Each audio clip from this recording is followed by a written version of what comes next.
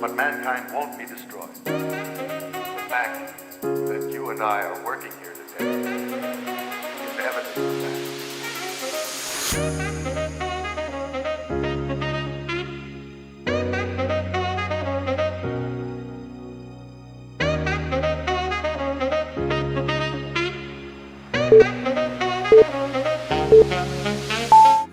Hey, how we doing, everybody? Welcome back to another episode of DCF Live, broadcasting to you guys from the DCF studio here in the south side of Chicago on April 28th, Friday, April 28th, 4:30. Well, it's actually about 4:40. We're about 10 minutes late.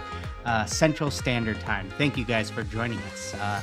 It's been a busy week. I have finally gotten around to playing around with some color shifting paints. Now, this is a question or a topic that comes up almost every time I do one of these live streams. People ask, have I ever experimented with the color shifting pigments or things like that? And I always just kept saying, I'm waiting till I have just the right project for it, or I'm waiting for, sort of just the right commission or order to come in to where I have a need to use them or something like that. I've been saying that for years, and it's something that I've wanted to do because I've wanted to see them. So anyways, recently I was just sort of searching on Solar Color Dust website, and they had some new options that I thought looked really, really cool. And I wanted to just go ahead, order a bunch of different ones and test them out. So I've been working on that video this week, and I'll give you guys a little sneak peek at one of the options. There's a few, but these are pretty sleek. As you can see, I don't think it's gonna focus. There we go.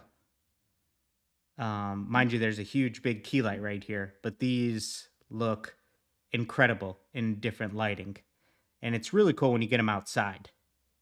So really big fan of how these turned out. So I'll have a full video out on color shifting pigments and things like that in the not too distant future. But hello to everybody in the chat. Thank you guys. Greg, you're funny, man. Hope everything is okay.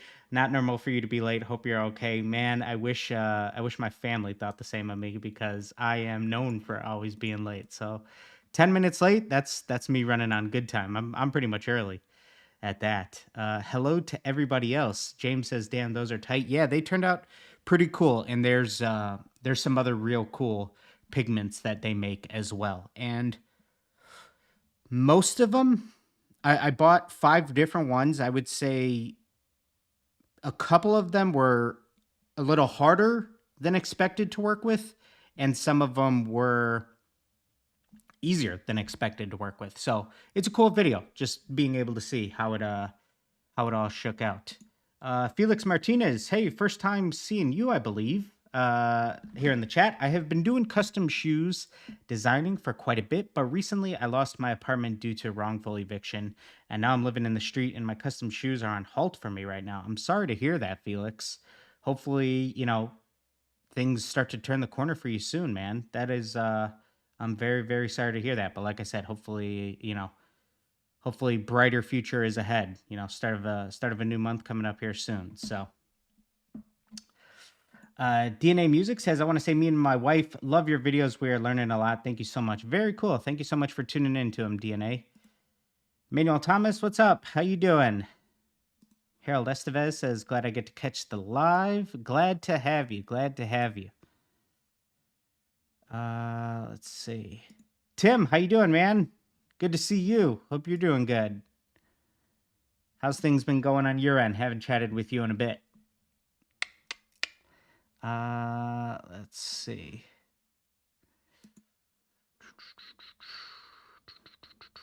I'm trying to see. I know I had a few other topics as well that we were going to touch on.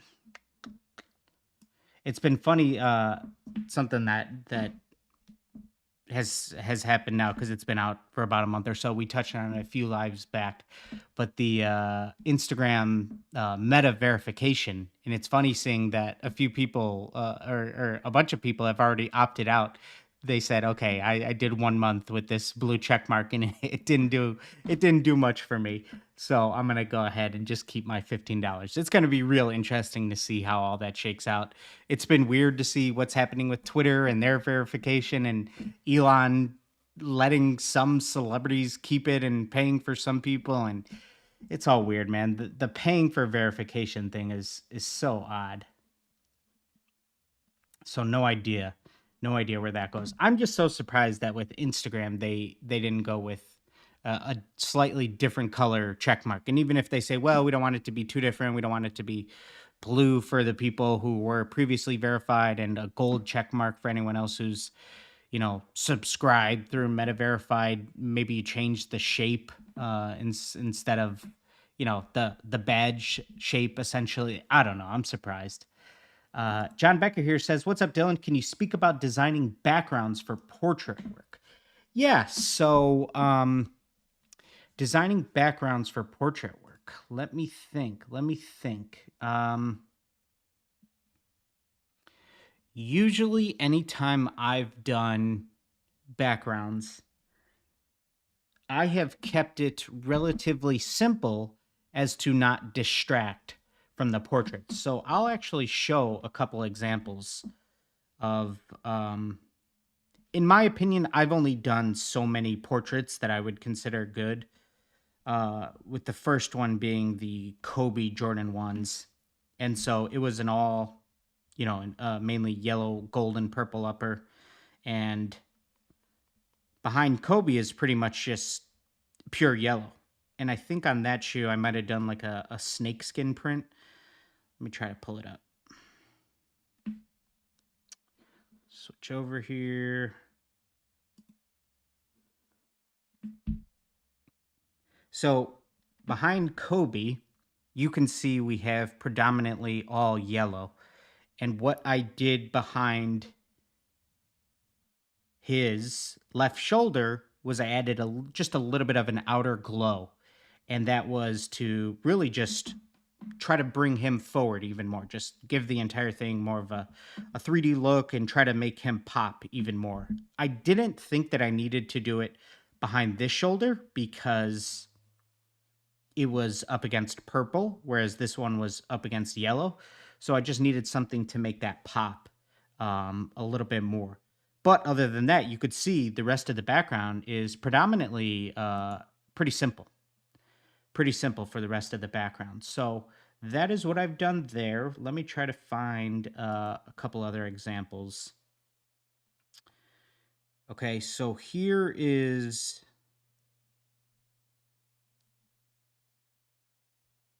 This is probably a pretty good one to learn from real quick.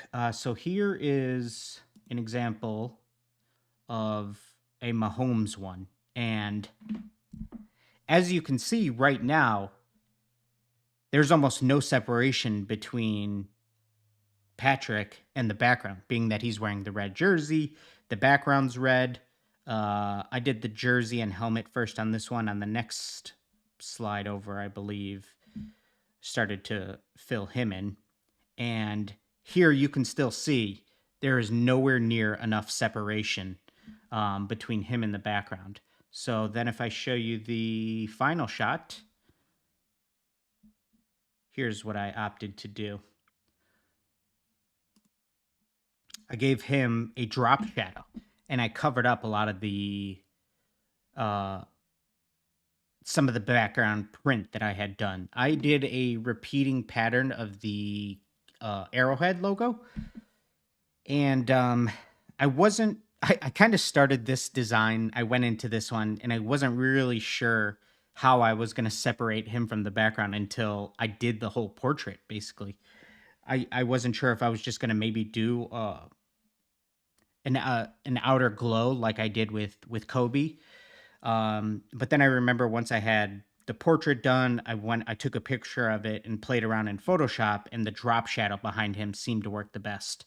So you got to see the background that I had laid down previously, and there was no way to separate, you know, my subject from the background without doing something like this. So I laid down a stencil to cover the whole thing up, and then I did just a mixture of that red with a little bit of black in there to create this drop shadow. And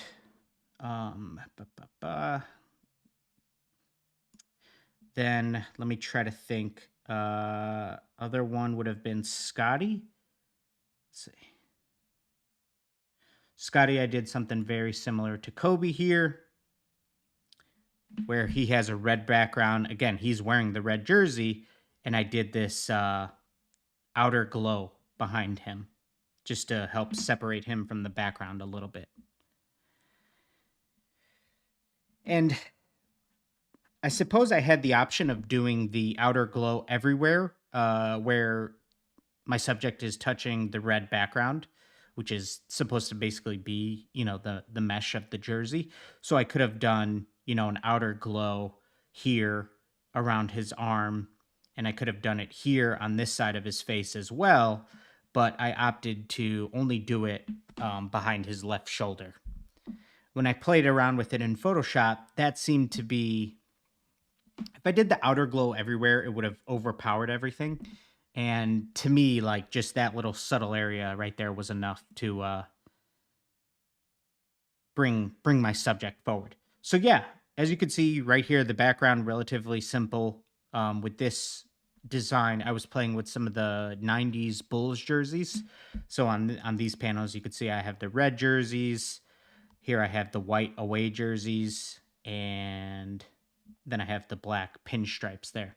We need to go back to NBA teams being forced to wearing white jerseys at home and color jerseys on the road. It drives me nuts watching NBA games where both teams are wearing colored jerseys. It just reminds me of like college basketball. Excuse me. It's so it's such a weird nitpick of mine, but I miss the home team always wearing white. You know what I mean? And I swear with the NBA, and I'm a fan of having like alternate jerseys, these city edition jerseys and stuff.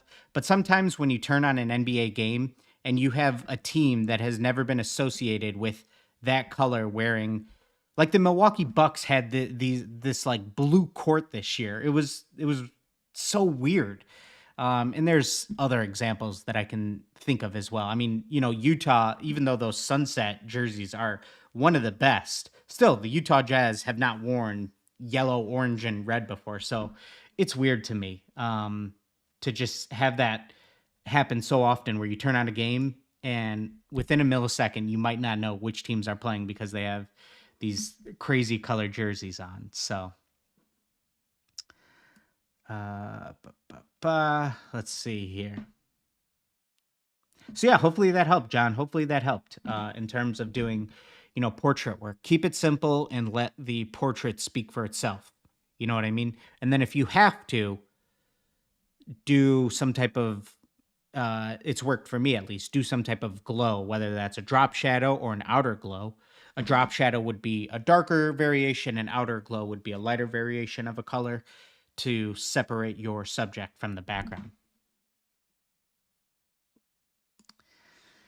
Tim says, everything is great, Dillon. Can't wait to show you what I'm working on. Awesome. Look forward to see it. Costa, how you doing, buddy? How's everything at the shop, man? Glad you were able to hop in. Dennis says, hey, Dillon, did you have a chance to see my message on Instagram? I wanted to do my takeaway from the last giveaway shoes since I couldn't win. I have not had a chance to check it out, Dennis, if I haven't responded, because I have responded. I still have quite a few in like the message request section. I don't know why Instagram does that, has a separate...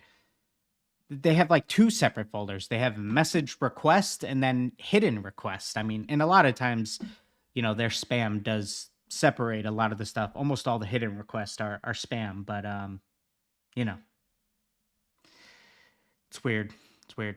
Limden's Customs here says, "Hey Dylan, what vinyl do you currently use that's available on Amazon for sneaker stencils?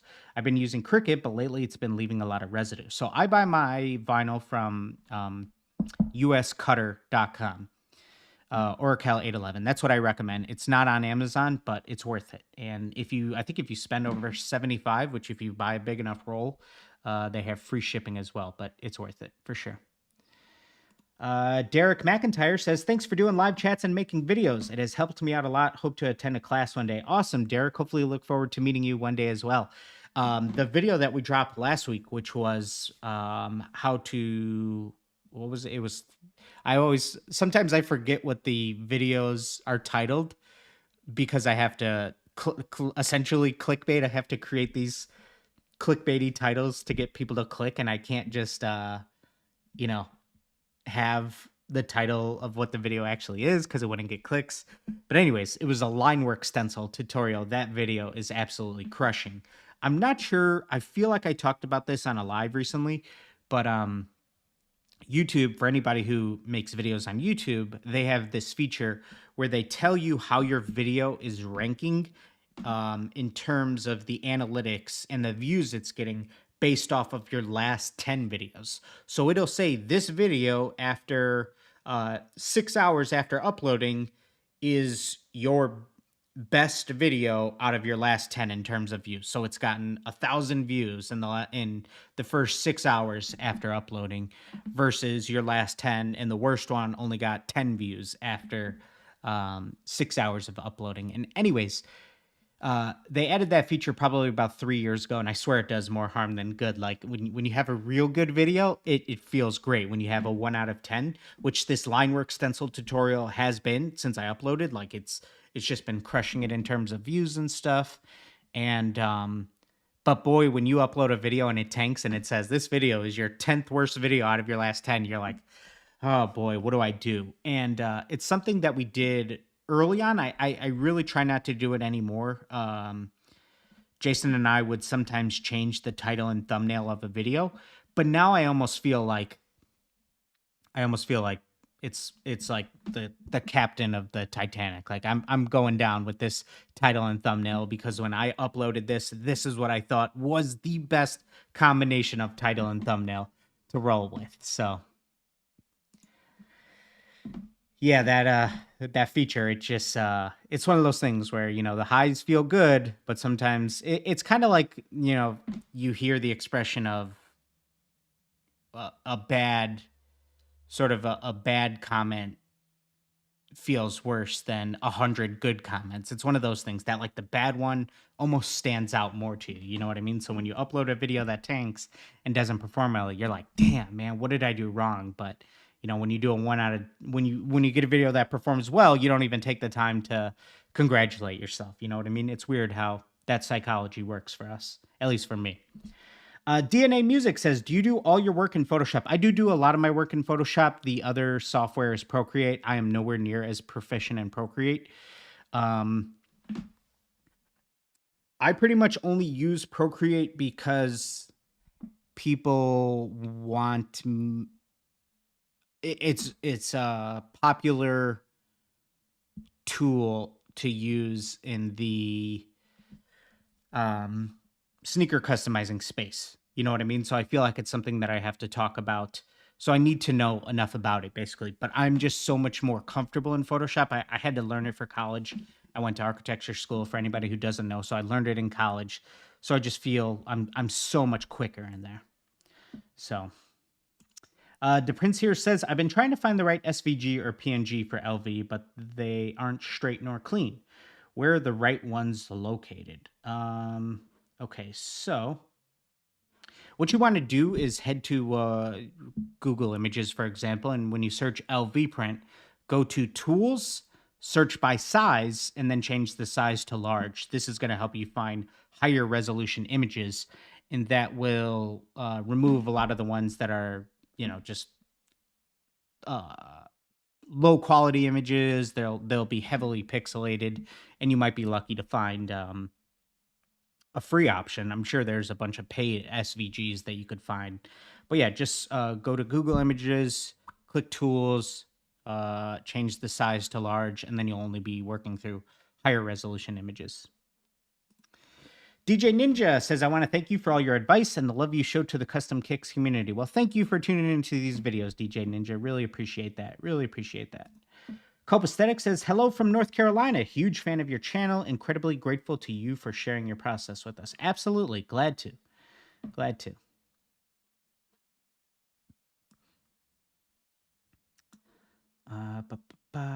Dennis says, what do you think about building a community on Discord or somewhere else? Absolutely. We have a Discord. Let me see if it is linked in all of these lives. I think it might be. It is not. Let me see if I can grab the link real quick so anybody can check it out if you aren't already in the Toothpick Gang Discord. I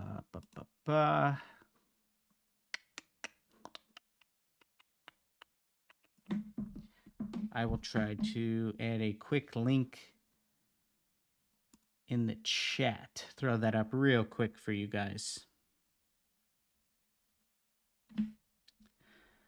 But yes, also, if you were asking for yourself in terms of if you should create a Discord, absolutely. Like, I'm not even... Jason created the Discord, and I know he had said like it's very popular. I mean, this was 3 years ago, but I think he had said like it's huge in like the gaming community, and he was he loved to game as well, so he knew like more about Discord and thought it would be, you know, a good idea for us.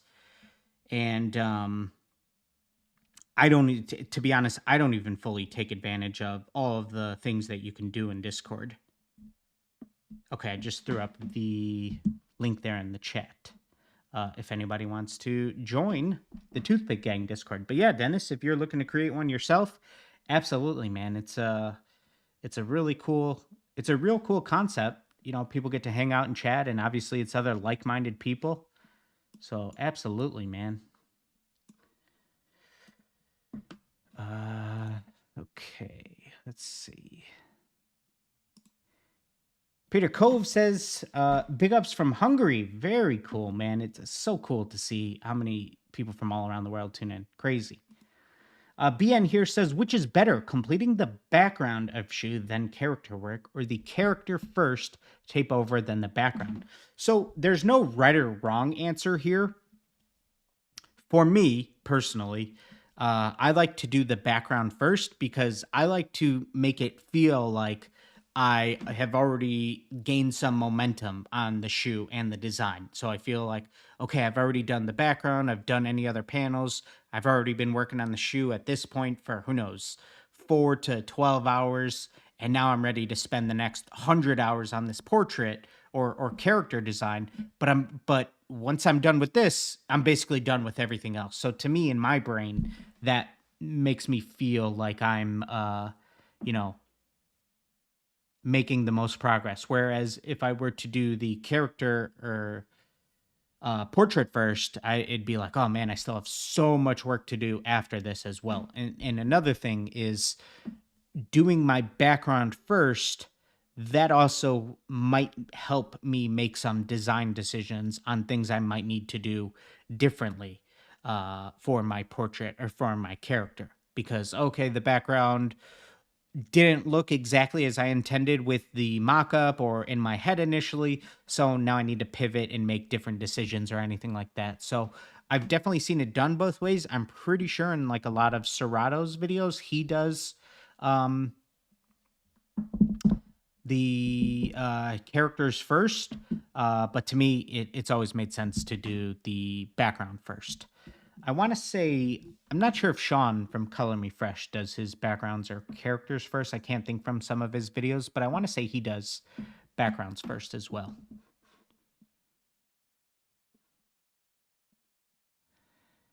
Vlad says, I love these lives. Thanks for taking the time. Absolutely. Absolutely. Neeks, how you doing, man? Hey, Dylan, have you used walk-on paint from Angelus before? Yes, it still will eventually They only have two colors, I believe, black and red. And over time, it'll still crack off, chip off. Um, so it's kind of one of those things where, you know, it just depends what your expectations are. You know what I mean? It's not perfectly permanent forever, basically. Yo, shout out to the DeJesus crew. Been learning so much from y'all. Very cool, man. It seems like there's a ton of new people in the chat today, which is awesome. Like there's a ton of new names that I don't recognize from before. So that is always really cool to see. Always stoked to see that. Vlad here says, question, how many minutes between coats when airbrushing? You want to leave about 15 to 20 minutes. Now, I know that sounds like a long time or hard to do. Like if you're sitting there trying to work on one project, what are you supposed to do with all that time in between? That's where like it's best if you can try to develop a rhythm within yourself in your own workflow where maybe you're able to work on multiple projects at once. So maybe while one shoe is being airbrushed, I like to try to do all of my when I'm in my best workflow, I am trying to be as efficient as possible and turning things into just a streamlined process. I'm trying to do all of the same stuff at once. So I'm trying to prep multiple shoes at once. Then I'm trying to paint multiple shoes at once. So if I have a day of the week where I'm just airbrushing all of, doing all the base coats for whatever orders I have or whatever projects I'm working on, I can be airbrushing one shoe. And while, this shoe's drying, I can go ahead, put it off to the side and start, airbrushing the next shoe or whatever the case is. You know what I mean? But if you're only working on one project at once and you have to kill 15 minutes, maybe you could do some emails, you could respond to comments on Instagram, you could watch some DeJesus custom footwear YouTube videos, something like that, learn a new technique, you know what I mean? Yeah, just try to stay, don't just mindlessly scroll TikTok. You'll end up spending more than 15 minutes doing that. Art, how you doing, buddy? Art is, man, I want to pull it up for everybody to see. Art, if you're still in the chat here, Art, let me know. Let me know in the comments, Art, if you're still here, so I could talk about the scholarship thing that you posted, man, because that is so damn cool, dude. So you could talk about it as well if you're still here, Art. If anybody has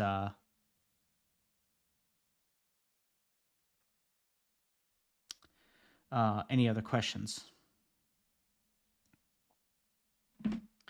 Art, I believe, is the first customizer that I've seen have his own scholarship. So Enjoy the Journey Scholarship, $500 award. Let me know if you're still here, Art, so you could answer any questions anybody may have. So has to be at, I'm not sure if this is the high school that you went to, Art. I believe in the comments when I was reading this, you said that you went to a different high school. But anyways, I would love to talk to you about this more, Art. I wish I could bring you on right now to talk about it. But a scholarship and helping somebody out, this is so damn cool. So deadline is May 14th. Head to Art's page. Check this out if any of our viewers today are seniors in high school. Although you do have to go to this one high school in Cleveland. But if by chance you go to this high school in Cleveland and you're watching this right now, go to Art's page and check this out. And man, when I saw this, this made me think I need to, this is something that inspired me to want to do something similar, Art. So love that, man. Love that. Looks like, to potential college, any major or trade school attendant. And all you need is a video displaying and explaining a piece of art you created. So damn cool, Art, man. Good for you, dude. Good for you. Really trying to help out, the next gen. That is awesome, man. So shout out to Art for that one.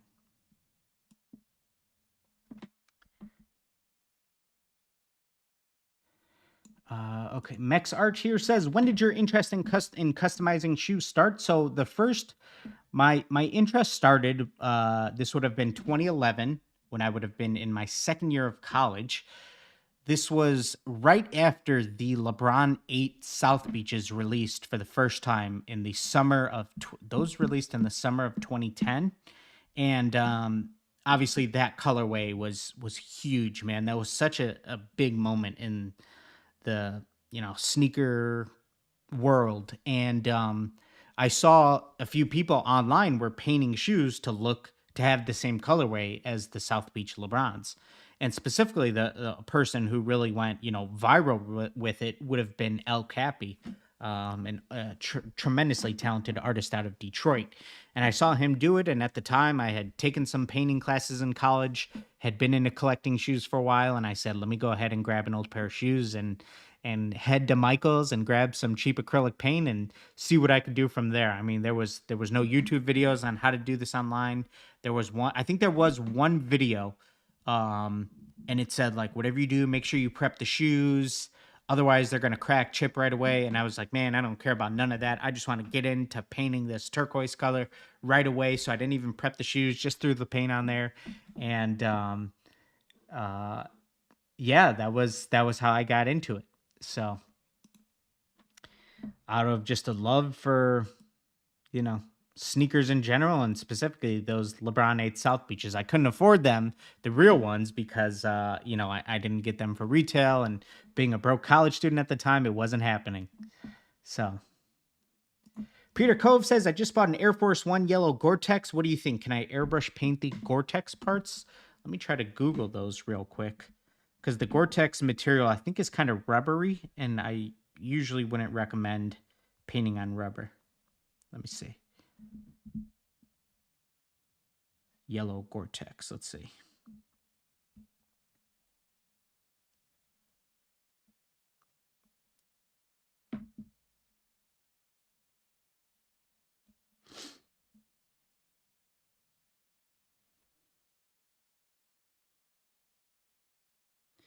Can't tell from the pictures, but I do believe they are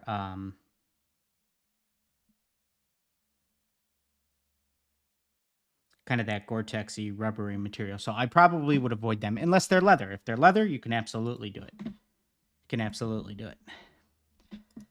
What shoes would you start out with, or what shoes should you start out on when you start customizing?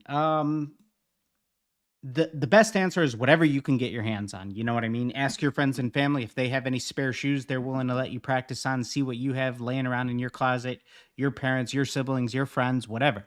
As long as you're painting shoes in general, that's the best practice you could do. But if there's an ideal shoe, I mean, Air Force Ones and Jordan 1s are some of my favorite shoes to customize, but they also are potentially not the best beginner shoe just because there's so many different panels. Whereas if you have something that has slightly less panels, it might actually be a little bit easier. But Air Force Ones just have so many panels. But at the same time, those then, that leads to opportunity for practice of different techniques and stuff. So yeah, if I had to pick, I would say, I mean, down the line, you're probably going to end up working on Air Force Ones and Jordan 1s anyway, so it doesn't hurt to start.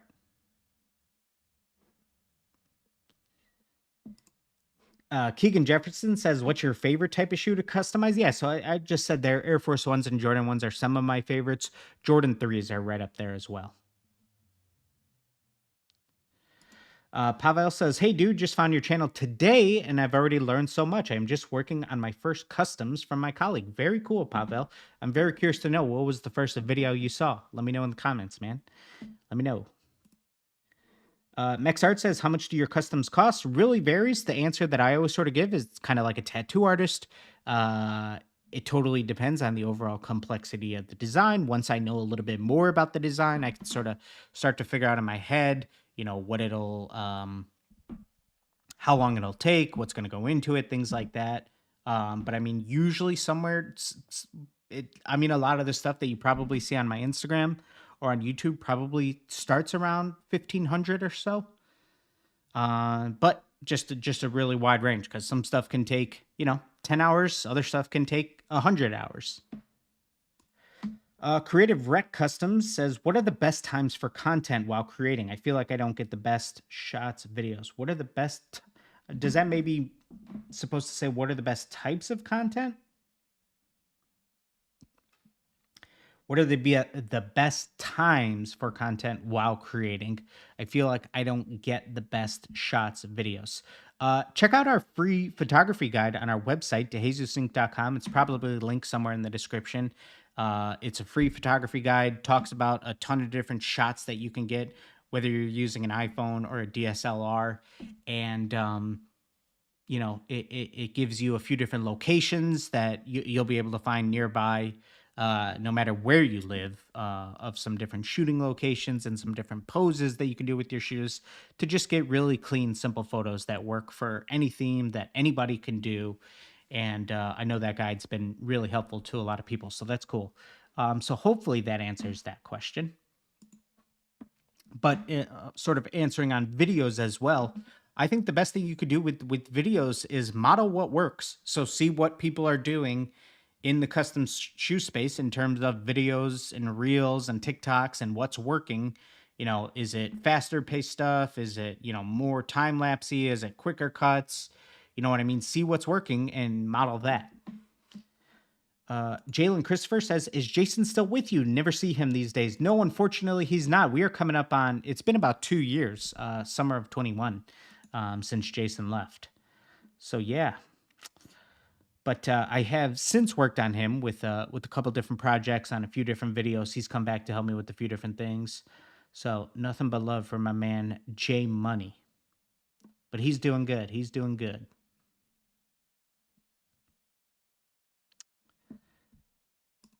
Gary Schuller says, "Big fan. I've learned so much watching your tutorials. Thanks again." Thank you, Gary. Appreciate that. Appreciate that. Lee Bigart here says, "When using Too Soft, is it important to let the paint dry on the shoe before heat setting? I used it one time and it was very tough or weird feeling." No, so you want to apply that heat right away, and you want to do it in short, quick spurts. Usually, and don't hold the heat gun on one spot for too long. Make sure you're moving your wrist, you're moving your hand, and you're going sort of on and off the shoe. So like on this sock liner, for example, you want to be heat setting, off, heat setting, moving around, off, you know what I mean? And you're doing it in those quick spurts, but a lot of them. Do you still use the Square Ready app? So I believe, I know it is on iPhone and probably other ones as well, but now you can mirror your image directly in the Photos app, which is something you couldn't do before, which was the main reason that I needed to use the Square Ready app when trying to trace in an image from my phone onto tracing paper. But now because you can mirror it on your phone, show you that real quick. So, for example, here, you click Edit,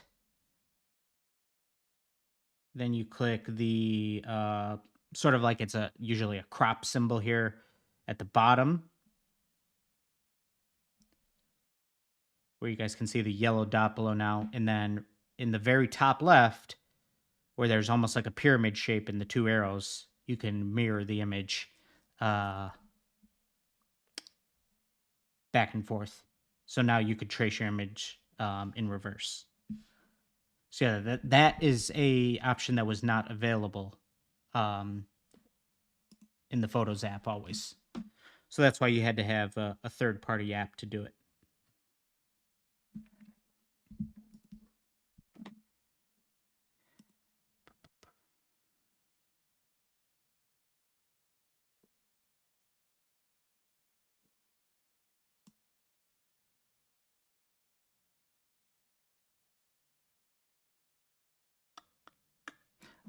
Is the line work stencil able to be done on Photoshop Mobile? I don't use Photoshop Mobile, so I'm not sure what tools are not available on Photoshop Mobile versus on Photoshop Desktop. But since you only need to use the brush tool and select, a hard brush, I think you would be fine. I think you would be able to.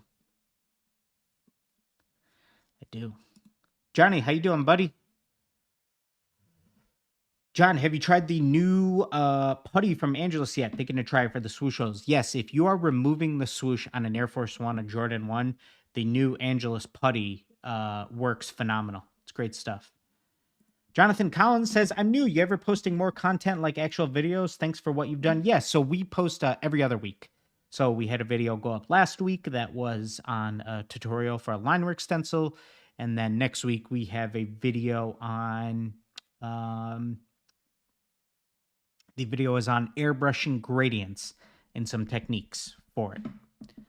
So good old-fashioned airbrushing gradient video next week.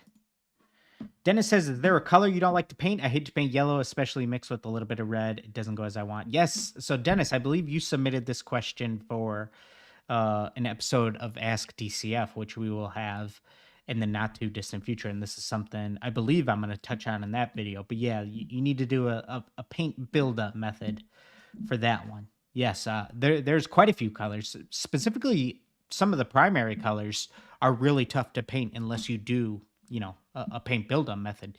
Yellow's hard to paint. Yellow and purple are probably the two hardest colors to paint if I had to guess. Or if I had to, pick two. DNA Music says, which one is easy to you, painting by hand or airbrush, and which one is better? It's hard to say that one is better than the other. I think there's a lot of advantages to airbrushing.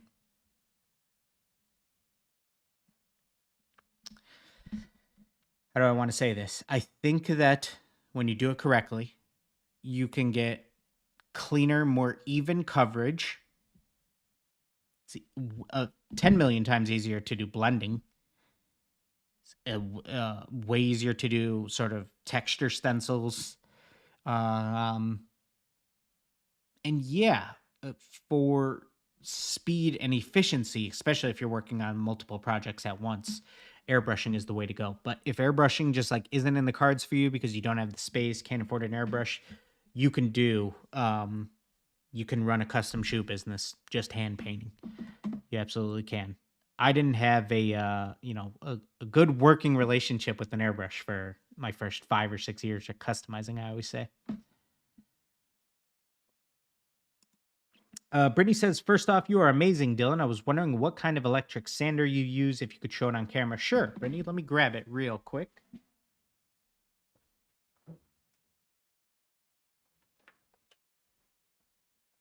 So this is the Ryobi Detail Sander. There's the cord. Had this for probably, geez, I don't know, 10 years. And then you just cut out, you buy larger sheets of sandpaper and cut them to fit this. They have much smaller, because I do so many cleats, this is necessary because you really have to rough up cleats. If you're just working on leather shoes and things that have tiny panels like Air Forces, you might want to go with a smaller one, an even tinier detail one. I can't think of which brands make some. But you would want something that has a smaller pad, essentially. Because this pad here is maybe 2.5 inches tall. And, the panel of an Air Force One is, 3/4 of an inch. And the stitching, from the sole to the stitching, is 1/2 inch or so, you know what I mean? So you'd want something a little bit smaller just so you don't go in and rough up your stitching too much.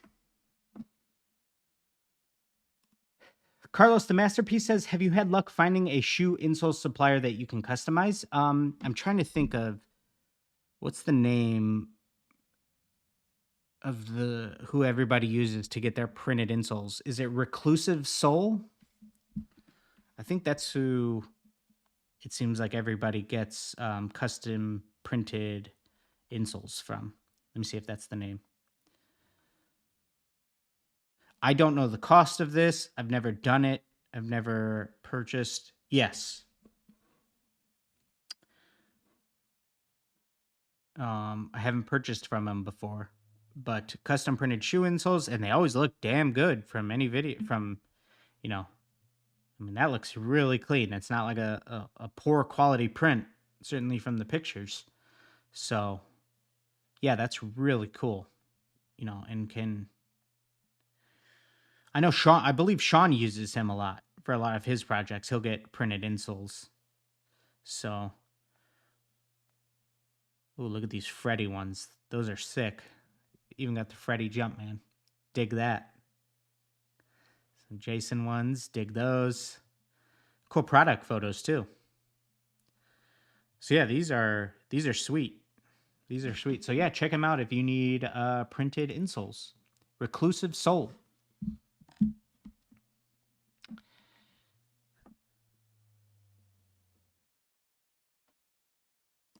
Jada Mason says, can you use Angelus paints on, or do they have paints for suede shoes? Yeah, so you can mix it. They have dye.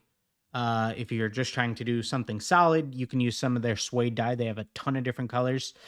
You can paint suede as well by adding Too Soft into your paint and still heat setting the material.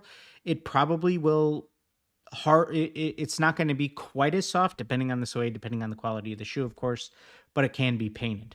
So yeah, that's how you would do it. That is how you would do it. Sparkle and Bling It says, fellow sneakerhead here and small business owner. I'm currently customizing a pair of Air Force Ones for a customer. Thank you for sharing all of your knowledge. Very cool, Sparkle and Bling It. Very, very cool. Patrick Willis, how you doing, man? How you doing, buddy? Custom Creations by Jmart here says, do you have to use too thin and too soft when airbrushing mesh? LOL, just playing, man. I remember when that question was always popping up. Yeah, that was, I think, if I had to guess, if somebody actually calculated the question that I've answered the most times on a DCF Live, it would be, do you need to use too thin and too soft at the same time? And I'm sure there's people in here right now who might be thinking it and haven't heard me answer it before. There's always new people in the chat. So the answer is no, you do not need to. And the reason for it is because too soft is going to thin out your paint as well, just like too thin will.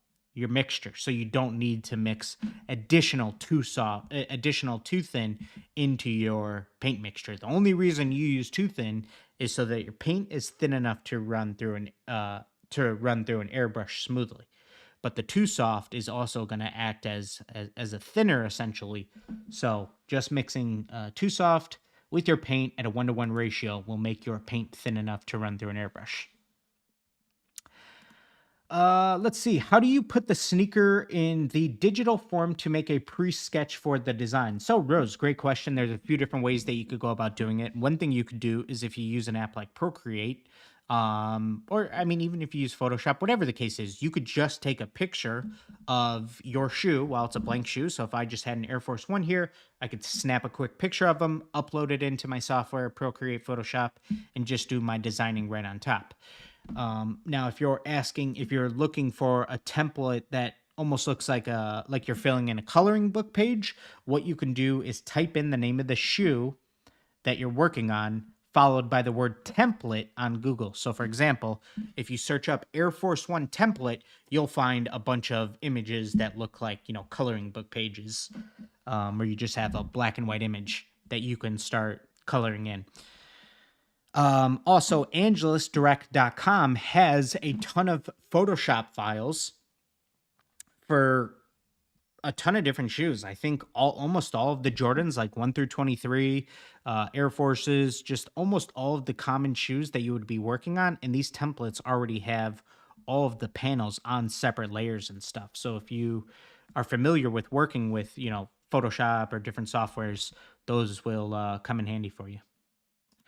I'd say a blazer is the best as far as the least amount of planos. Good point there. Yeah, a blazer is a good shoe to start working on. I love blazers. I wish more people would do custom blazers. The thing is, it's weird. I don't really enjoy wearing blazers that much. They're just a narrow shoe, but I love the look. It's weird. I enjoy them. I guess I enjoy them more as an canvas for art rather than as a everyday sneaker. Yeah, that's how I would say it.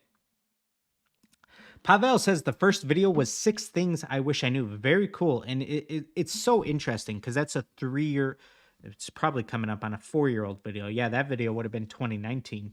So it's crazy that, people still find videos. Somehow you were recommended a video or it just popped up from 4 years ago. You know what I mean?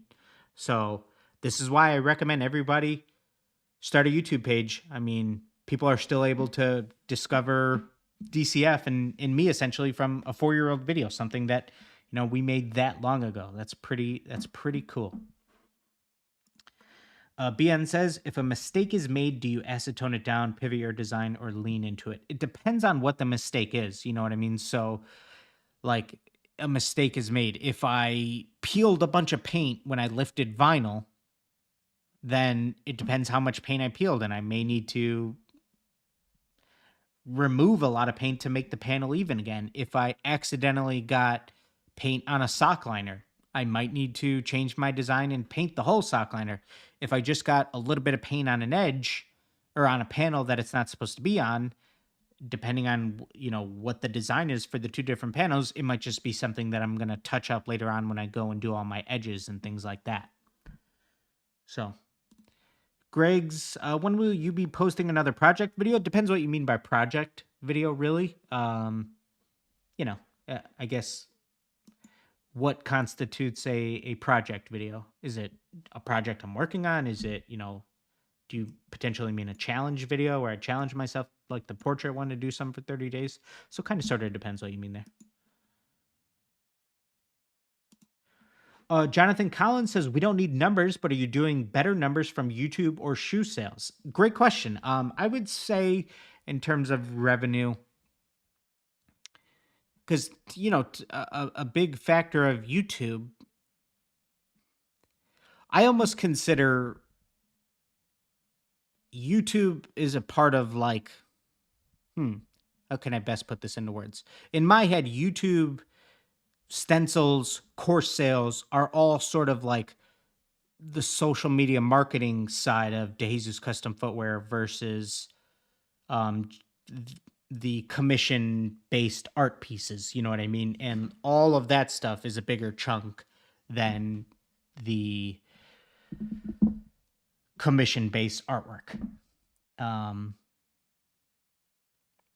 But if it was just YouTube, like Google AdSense versus custom, if it was just Google AdSense, like strictly YouTube ad revenue versus commission artwork, the artwork would still beat it, but they're not too far off, which is really cool to be able to do that. That was something that, believe me, I absolutely never expected ever in a million years. So, I mean, it's hard to, I haven't been able to lean into it as much as I'd like to try to get people to really recommend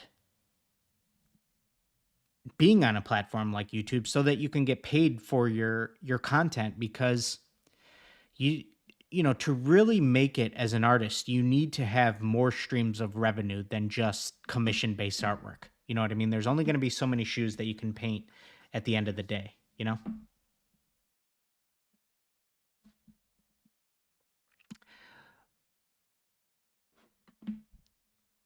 But yeah, it's something, because it doesn't happen overnight. You know what I mean? It takes a long time to start making money for your content and on social media through ad revenue. But, if you could take a platform like TikTok or YouTube seriously, you can be paid for your content, and still you can get paid for the content that you would be putting out regardless.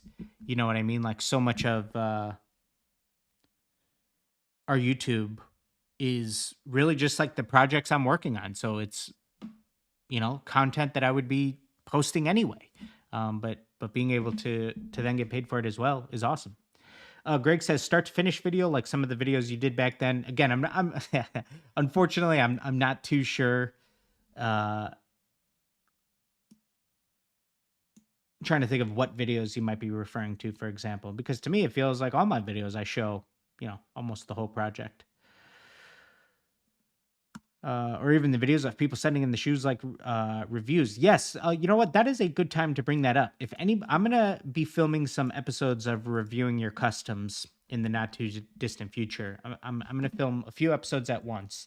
If you have something that you would like me to review, on reviewing your customs, send me an email. I just posted it here in the chat. contact@dejesusinc.com. I'll say this again at the end of the video. Send me an email, make the subject line reviewing your customs, and show me some pictures of what you have. And I'll be filling up some slots to do some episodes of that soon. Make sure you have reviewing your customs in the subject line, please. Keep it easier for me to manage my email. Jay says, "Hi, I'm very confused. I sandpaper my shoes and acetone them after. Also, I let my paint dry without using the heat gun, but my paint still cracks on creasing parts. Is it maybe because they are old?" Absolutely. I'm not sure if you mean the shoes are old or the paint's old, but it could absolutely be either of those things. If the leather's old and stiff, then there's definitely a chance that it won't hold up. Something that can help if you're going to be, painting a high crease area is do I have the insoles on these? No. Is creasing the shoe beforehand. So before you prep it, crease it, and then after you prep it, crease it again. In this way, some of those creases will have already slightly formed, and that'll help you a bit. But yeah, it could absolutely be either of those things if the shoes are old or if your paint's old. But, it sounds like you're doing a lot of the right steps there. Could also be, too many coats of paint, or you might be applying too much paint just in terms of, the actual application. You might not be doing nice thin layers. So it's always hard to say because it could be a multitude of things, but at least you're taking some of the right steps for prep work.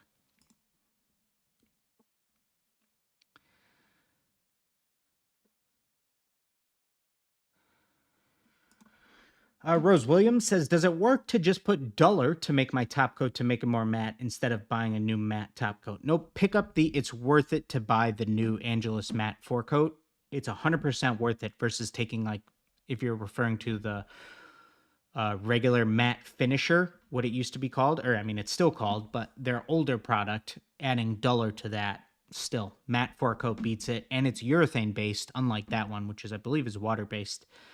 So it has a little bit more added protection because essentially at like a microscopic level, there's a little bit of a kind of like a film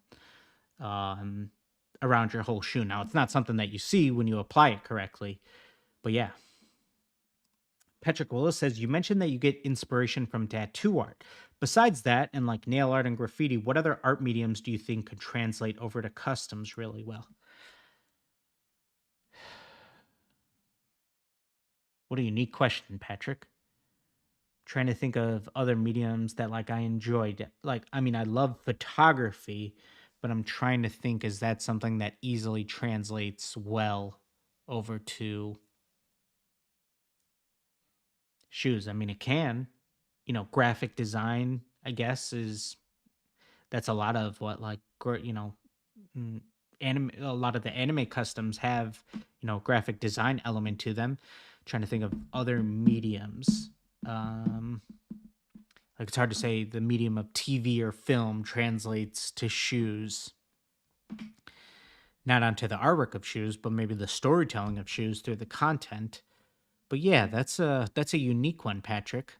I think there's something to photography, how that translates onto shoes.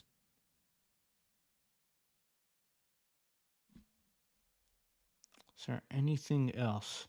It's a cool question. That's one that I feel like I'm going to be thinking about over the weekend. Great question. Great question, Patrick. Yeah, damn.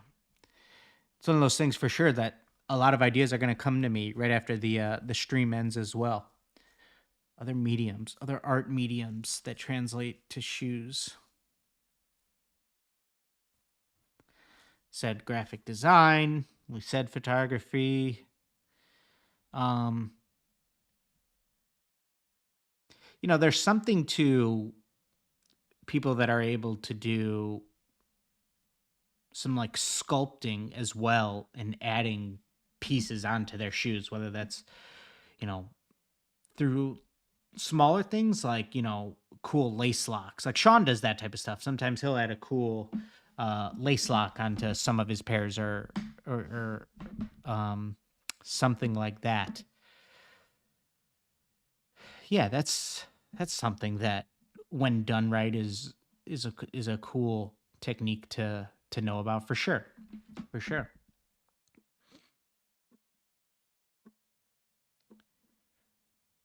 Creative Rex says, "Yeah, I got a lot of great pics from your photography book. I sent you the Neji Nike blazer shots yesterday. Def see an improvement in the photos. That is awesome to hear, man. Awesome to hear."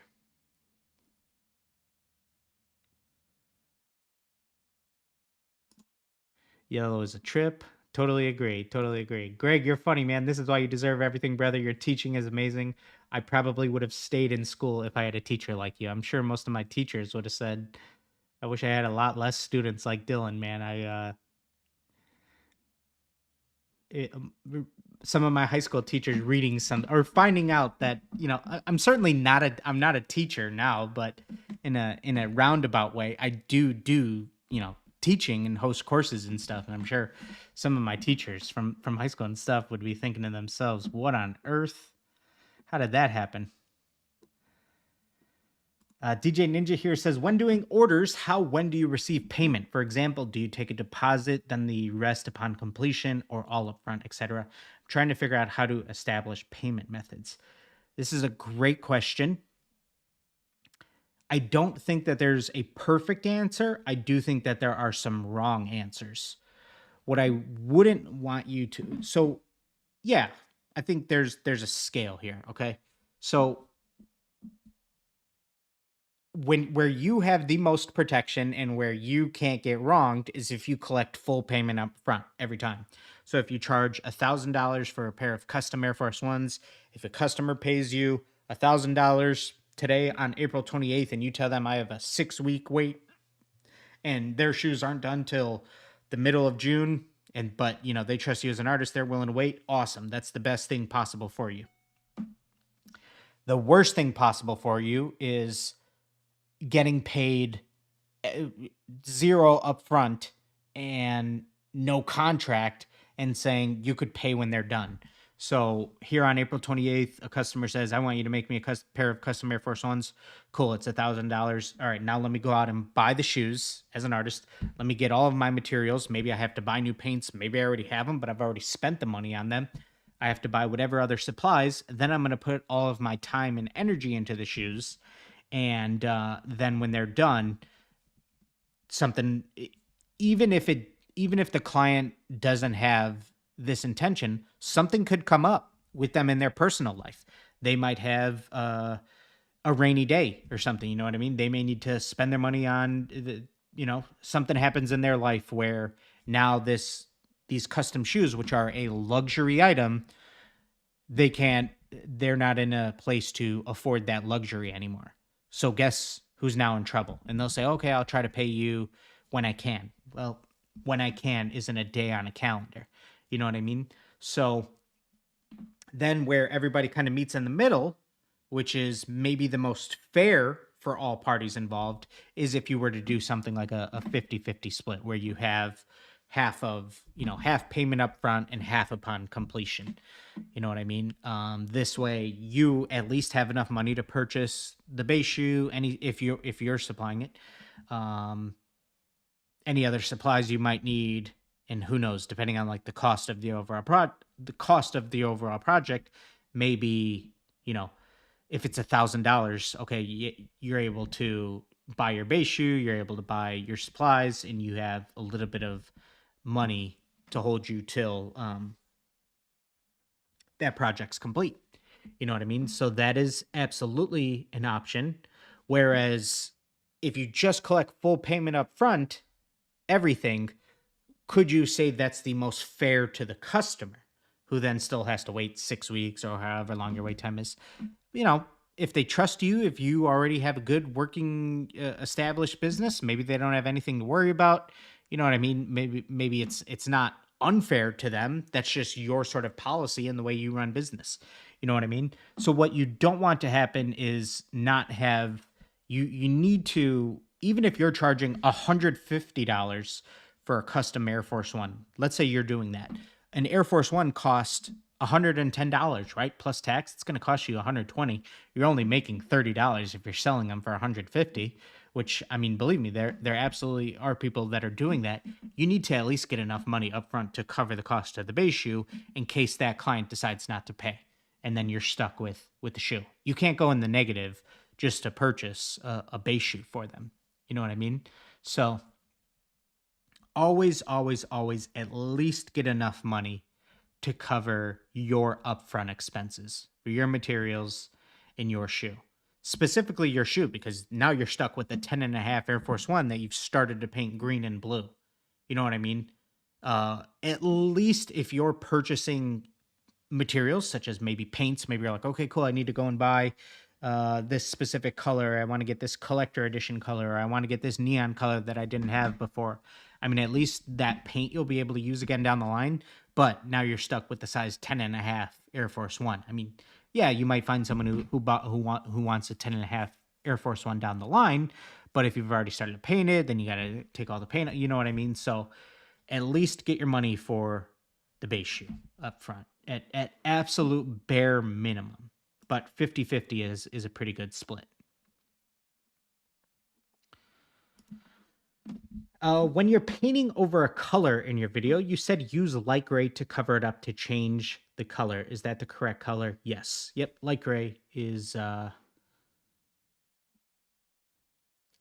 way to go for sure. I did that in there's a video that we put out last year of me doing, I can see them right now, a cartoon pair of Jordan 1 lows, and the base shoe was like a raspberry color. Some of it was black, and anyways, we ended up painting the whole shoe all these different colors. But when you're working on something that isn't white, whether it's black or, you know, maybe it's red leather or something, if you paint it light gray, you can then change it to any color from light gray. But if you just tried painting, you know, purple paint on top of red, it's not going to go well. You know what I mean? Or even if you just tried painting blue on top of red, like you're not going to get that. The color's not going to be the exact color you're going for. The color mixture that you look at in front of you, that you dip your paintbrush in, that's not how it's going to lay on a red leather surface.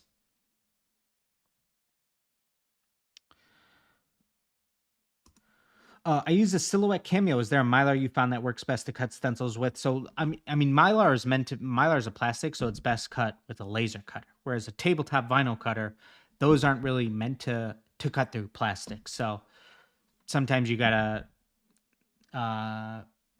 you could try just, you know, turning your settings up, but it still isn't as likely to get all the way through, unfortunately.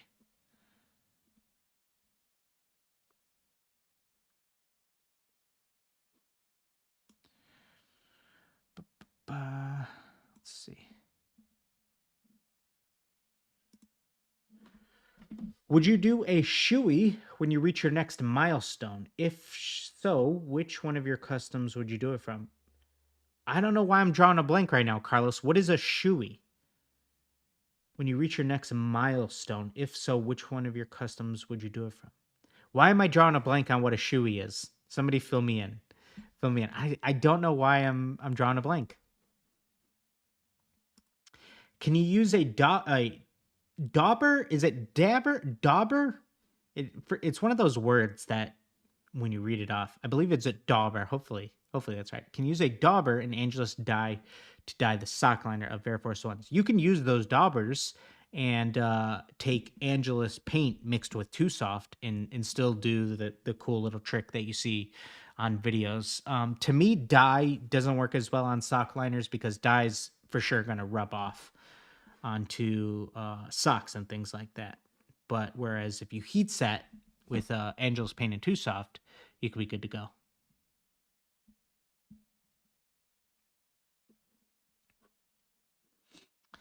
Who do you look up to? Who's your inspiration for making sneakers? I mean, I mentioned him earlier in the stream, but one of my all-time favorite customizers is El Cappy. One of the first ones I saw. I think he does tremendous work. I wish he was doing more custom shoes nowadays. I think he has his own shop, but he's doing a lot of different mediums outside of just shoes. But he's one of the best sneaker artists I've ever seen. Mosh, of course. Mosh is, you know, far and away the GOAT in my opinion. So somebody I've always looked up to. Yeah. I love seeing this community grow and new artists constantly popping up, and it's easy to be inspired. Like, to me, it's awesome to be inspired by other great artists. Like when I see something that pops up, I'm like, damn, man, how did you do that? It's so cool to me when I'm surprised. Like, man, how did you do that on shoes? How did you do that on that material? I know that's a tricky shoe to work with, or whatever the case is. I love seeing stuff like that. I'm literally customizing a pair of the Weekend SB Blazers whilst watching this. Very cool, man. Very cool. I look forward to, you'll have to show me those when you wrap them up. That is awesome.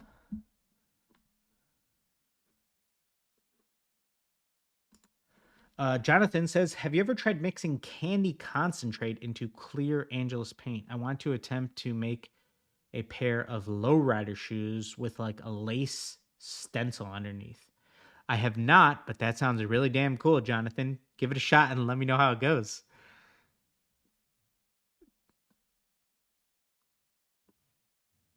Candy concentrate. Is that a... Have you seen that as a pigment before?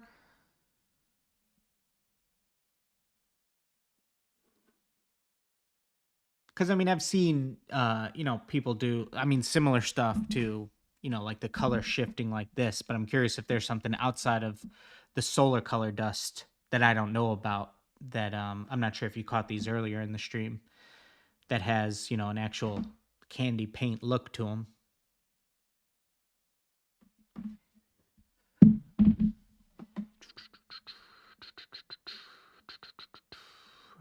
Flat or matte forecoat finish better? I would say matte. The flat is actually, surprisingly enough, a little bit too flat in my opinion.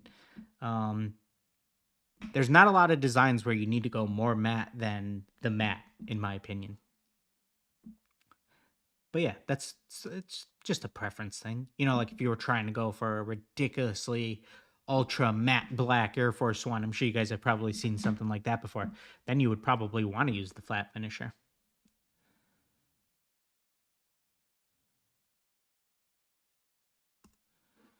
What adjustments do you make when prepping and painting the nylon on tongue? So you can just paint them with adding Too Soft into your paint.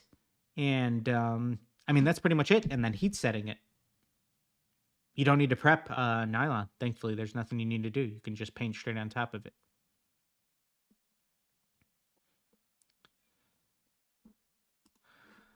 Do you recommend a slide or a high top sneaker for practicing detail work, character, and portrait work?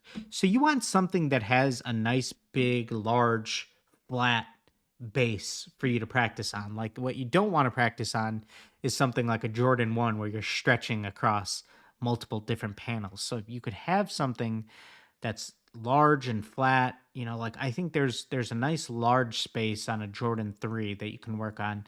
I know you saw them, Patrick, but like the Pistons Jordan 3s that we did, there's a nice large flat space to work on there. But even just practicing on, smaller canvases, like when I did my portrait experiment, for example, let me grab them.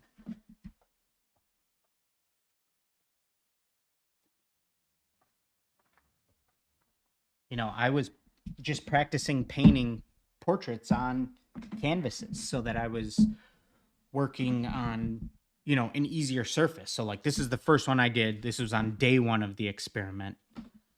This Michael Jordan 1. And then this Joker one is probably, I don't remember from the video, but maybe 20 days in or something like that.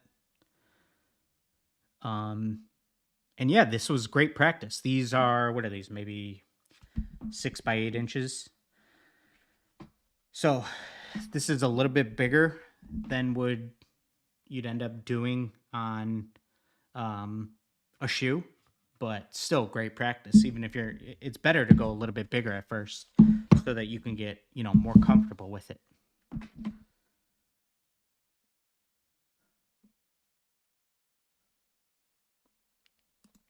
Keeping with Sham says, how do you set out your quotations for customers? So you just want to have a simple discussion with them back and forth try to get a feel for what they want in terms of design, and go as far as saying, showing examples of, hey, we're going to be doing something that looks close to this. You know what I mean? Okay, well, something that's close to that in this ballpark is probably going to cost $800, or something like that's going to cost $1,200, or something like that's going to cost $200. You know what I mean? But once, it depends. If you're showing like a design draft, then you might have a good idea in your head of how long it's going to take. Or if you just show pictures of past work that you've done, okay, we're going to be doing something like that. But okay, you did a Chicago Bulls Jordan 1. Now instead of the Bulls, now I want an Orlando Magic Jordan 1. Okay, cool. That's probably going to take me a similar amount of time. I'll charge you what I did for that one, or whatever the case is,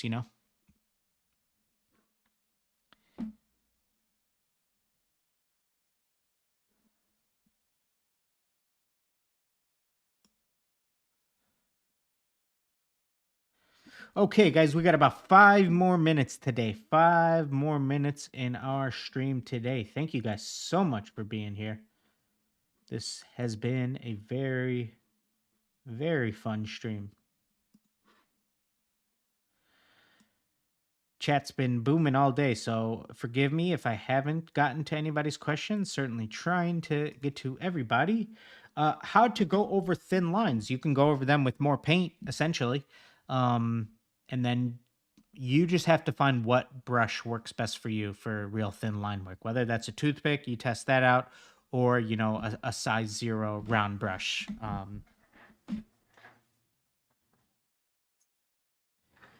Even these ones that you can get at any craft store at Michael's, if you have a Michael's near you, these come in like 4-packs. They're from the value brand Craft Smart, but they're a size 0 round. I don't know if it's trying to get it to not focus on me. Yeah. Even these, you can do good stuff with that. Patrick says, I'm watching the cartoon vid for my forums I'm working on. Very cool. Yeah, that's a good video, man. That's a good video. Drink beer out of a Is that from Beer Fest? They don't call it a shoey in Beer Fest, do they? Chugging a beer. Do they? I haven't seen Beer Fest in 10 years, but I love that movie. I need to watch that movie.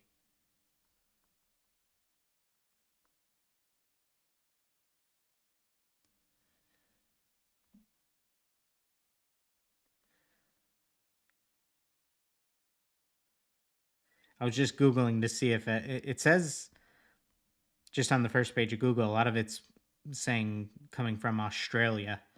I was super curious if that came from, if its first use was in Beer Fest.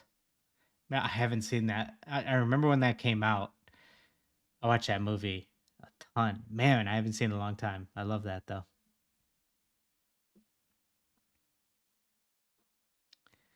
Drinking out of a shoe. How did I not know that? That's how people get athlete's foot in their mouth. Oh, boy.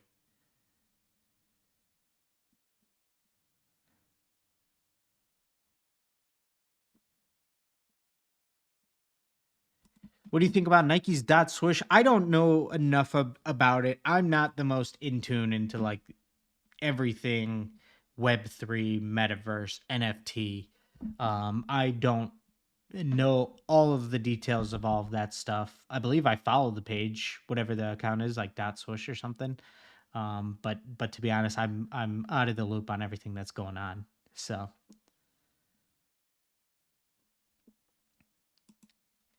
I'm working on an age distressed custom. Hopefully I'll finish it this weekend. Would you mind if I tagged you in the post when I'm done? Absolutely, man.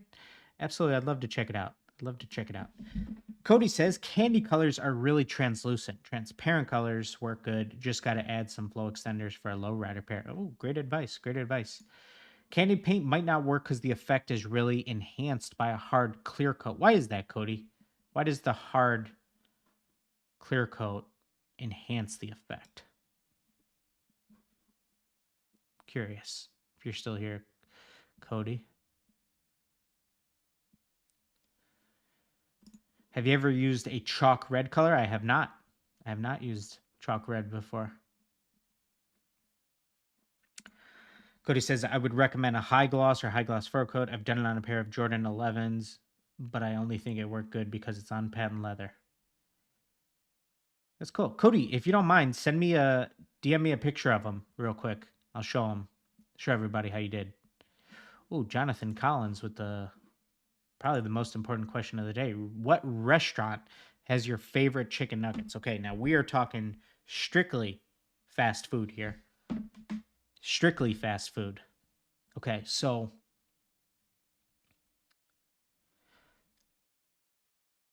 and it's kind of like, okay, well, do you call Raising Cane's fast food? Raising Cane's, I don't think have for a long time been in Chicago, but they're really starting to pop up in a lot of different places. And I tried it because I heard a lot of the hype on Raising Cane's.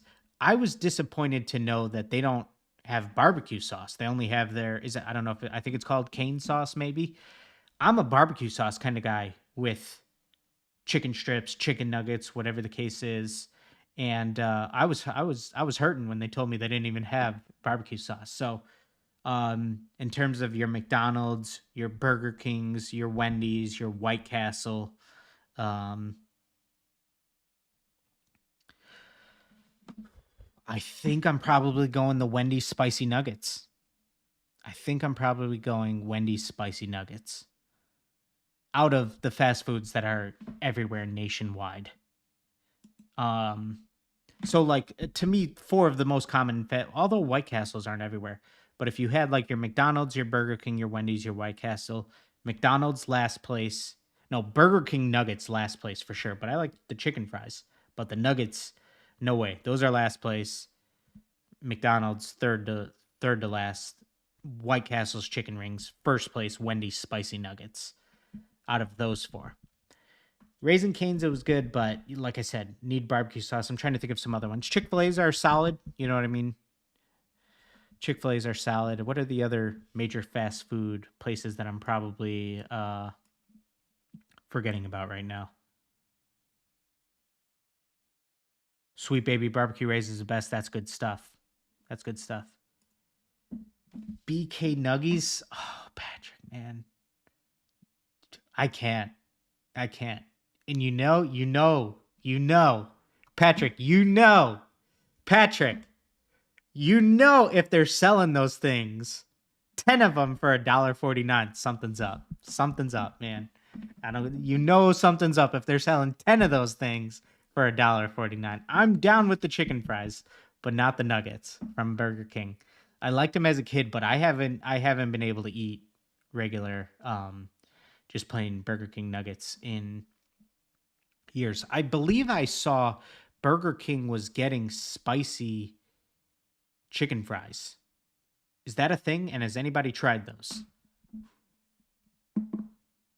Because I'm curious how those are.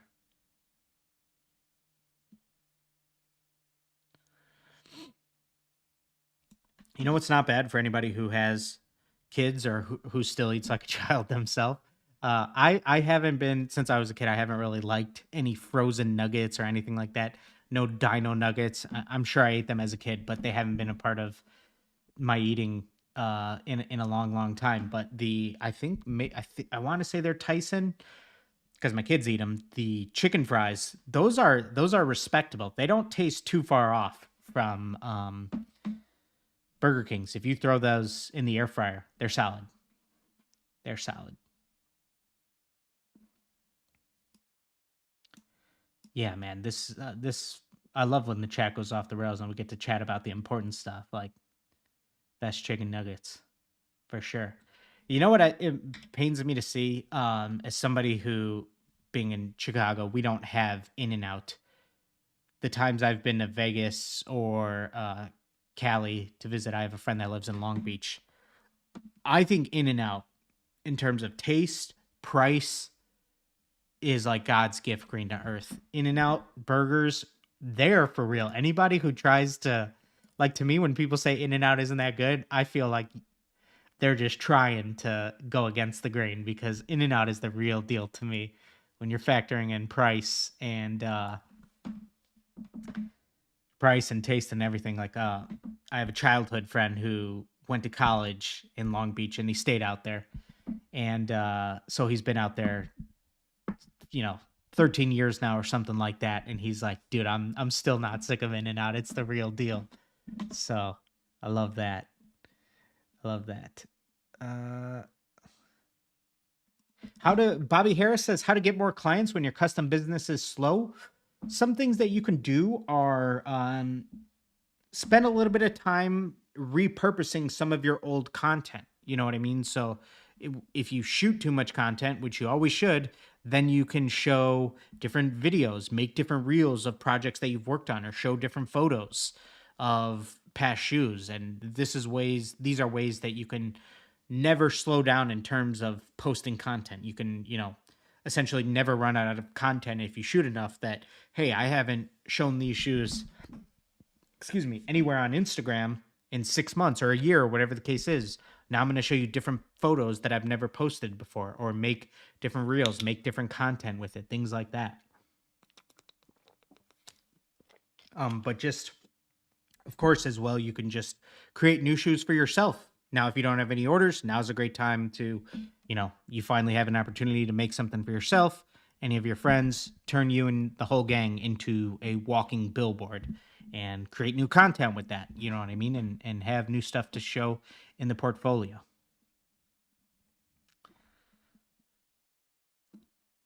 Das Boot. Yeah, exactly. That's what I'm thinking of.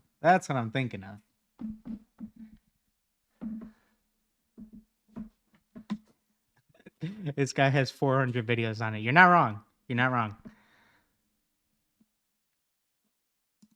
Have you considered teaching us how to replicate your 90s Jordan 1s or similar style? I mean, to me, I feel like I tried to show as much of the process as possible in that video of recreating your design. I tried to walk through what I'm thinking about when it's a blank shoe. Like I tried my best in that video to still make it, work for YouTube and be paced well enough that anybody could watch it. I walked through pretty much all of the design on those, essentially, you know what I mean? So.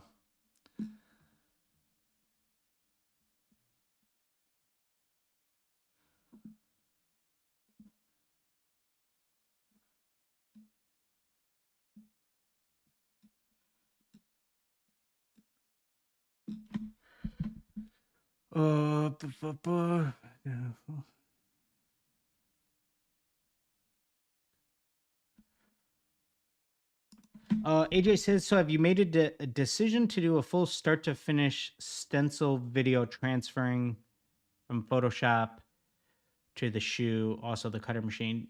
I'm not sure if this is a question that you asked before, AJ, and maybe I gave this answer, whatever the case is. But I cover a lot of this in the multi-layer stencil video that we did.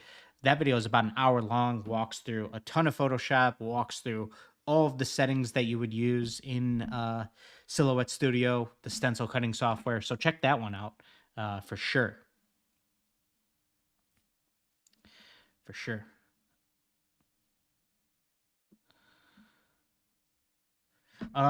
Okay, so I got to wrap it up here. So 2 quick things to end on. If I didn't get to anybody's question today, we are doing an episode of Ask DCF in the not too distant future, which is just our ongoing Q&A standalone videos that aren't live. So if I didn't get to any questions today that you might have, if you go to the community section on our channel, here's a post. If you go here to the community section, ask any questions right here in the comment section of this photo that says upcoming Q&A, and we will be filming that video soon. We've done 5 Ask DCFs previously, I believe. So there's a playlist of those if you're interested in seeing some of our most commonly asked questions. So check that out. And if you have any interest in sending in a pair to be featured on Reviewing Your Customs, go ahead and send me an email, contact@dejesusinc.com. Make sure the subject line says Reviewing Your Customs. I already see I've got a bunch of emails, which is very cool. And yeah, I'll be picking I'll be filling slots for a few episodes of that for some future videos. So thank you guys for tuning in for another episode of Ask DCF Live. Like I said, the chat was crazy today. I felt like we had a ton of new people here, which is awesome. Hopefully everybody has a great weekend. We'll be back next Wednesday, a video on airbrushing a gradient and some other really cool tips and tricks. So if you haven't checked out our most recent line work stencil video that we dropped last week, it was a 2-minute Tuesday. Go ahead and check that one out. But hopefully everybody has a great weekend. And that's going to be it for me. Signing out, guys. Peace.